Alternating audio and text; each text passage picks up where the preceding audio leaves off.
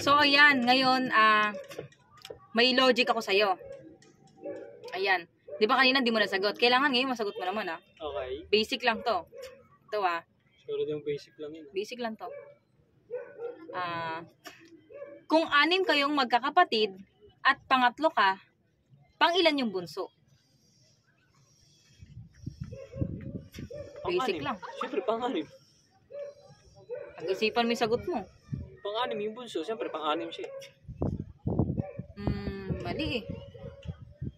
Pag-isipan mo, mali. Isa pa, ulitin ko Kung 6 kayong magkakapatid at pangatlo ka, pang-ilan yung bunso? Pang-anim nga. 6 eh.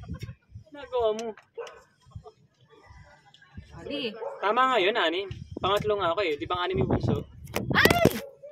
50. Sama mo yun. So ayan, nalaglag pang ating camera, 'di ba? Hinangin pa. Ayan, pati yung camera na-stress sa sagot mo. Ayan na, nadumihan na yung camera natin. Tama nga yun, 6. May pang-anim nga. Ano? Pangatlo ka eh. Pang-anim yung bunso. Oh. Nasaan ang logic doon? Hindi mo kaya. Isa pa, ulitin ko na lang Isang tanong na lang Kung 6 kayong magkakapatid at pangatlo ka, pang-ilan yung bunso? Pang-anim nga. Ulit-ulit eh. Mali nga eh. Pwede Pag sinabing pangatlo? mali. Pangatlo?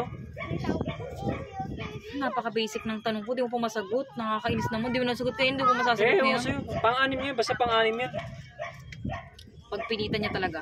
So yun guys, kayo na lang bahala sumagot guys Kung sino po makakasagot na first 5 na makakasagot yung po yung mananalo na ating pa-Gcash.